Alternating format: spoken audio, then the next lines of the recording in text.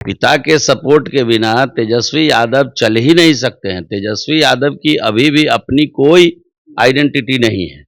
इसलिए बिना लालू जी के तेजस्वी जी का कोई मोल नहीं है। उनसे ज्यादा काबिल और होशियार लोग बैठे हुए हैं राजद के अंदर। 9वीं पास, 10वीं, वो तो 8वीं पास हैं और वहां तो 9वीं पास, 10वीं पास, 11वीं पास, बीए पास कई लोग बैठे हुए हैं और बहुत दिन से पार्टी की सेवा कर रहे हैं। लालू यादव का स्वास्थ्य अपना न गिरे, लालू यादव केवल इसकी चिंता करें, सरकार गिरने की चिंता वो न करें, वो अपने स्वास्थ्य गिरने की चिंता। 24 में नाभि कुंड से जोर लगा लिए तो 4 सीट आया पूरे बिहार में। तो जोर लगा ही रहे हैं। वो जोर कब तक लगाएंगे, हमको तो नहीं लगता है कि इस जन्म में उनके जोर से उनकी सरकार बनने वाली। अपने बाबूजी के समय का कहिए क्राइम बुलेटिन जरा वो निकाल दें।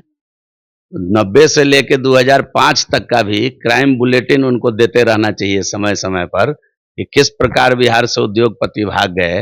बीजेपी के फायर ब्रांड विधायक जीवेश मिश्रा जी हमारे साथ है। देखिए जीवेश मिश्रा जी, अब लालू यादव ने आरजेडी का पूरा कार्यभार जो है वो तेजस्वी यादव को सौंप दिया है और तेजस्वी यादव ने साफ तरीके से पूरे मन से कहा कि इस बार जो है हम अलग मोड में काम करेंगे। अगर विधायकों का टिकट काटना होगा तो विधायकों का टिकट भी काटेंगे, लेकिन 2025 में लालटेन जला कर रहेंगे। वो 20 में भी जला रहे थे, 24 में भी जला रहे थे लालटेन। 24 में नाभि कुंड से जोर लगा लिए तो 4 सीट आया पूरे बिहार में।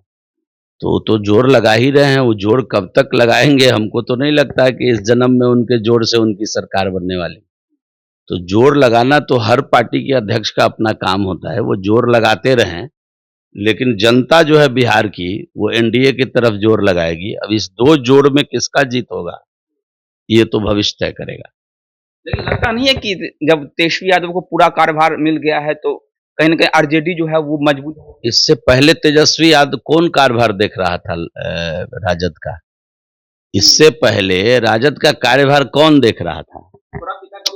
कभी पिता का सपोर्ट के बिना तेजस्वी यादव चल ही नहीं सकते हैं। पिता के सपोर्ट के बिना तेजस्वी यादव चल ही नहीं सकते हैं। तेजस्वी यादव की अभी भी अपनी कोई आइडेंटिटी नहीं है।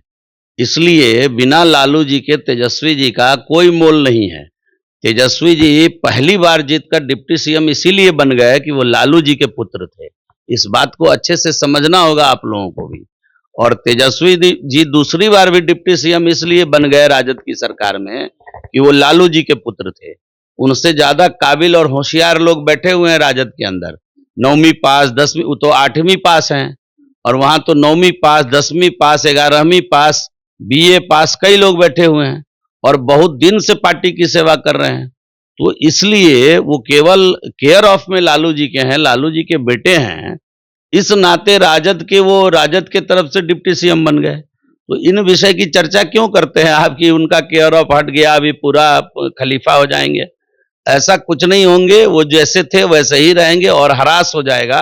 लालू जी से अलग होकर राजनीति करेंगे तो जीरो पर क्लीन बोल्ड हो जाएंगे। मतलब आप ये कर रहे हैं कि तेजस्वी यादव कमजोर खिलाड़ी है? तो मैं ये क्यों कहूंगा कि कमजोर है कि खलीफा है? हमको उससे क्या लेना देना। हम लोगों को ये मालूम है कि एनडीए 2025 में आदरणीय नीतीश कुमार जी के नेतृत्व में भारी मतों से जीतेगी और फिर बिहार में सरकार बनाएगी। इस बात के लिए हम लोग बिल्कुल निफिक्र हैं।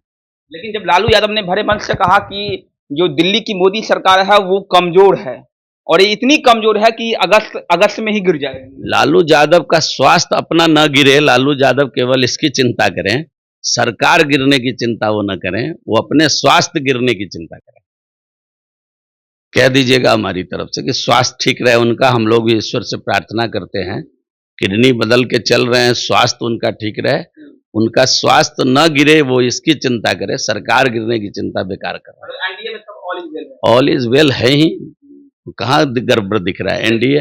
एनडीए गठबंधन की सरकार चलाने का एनडीए को ही महारत हासिल है। इस देश में गठबंधन की सरकार पूरा टेन्योर पूरा किया है केवल एनडीए के नेतृत्व में।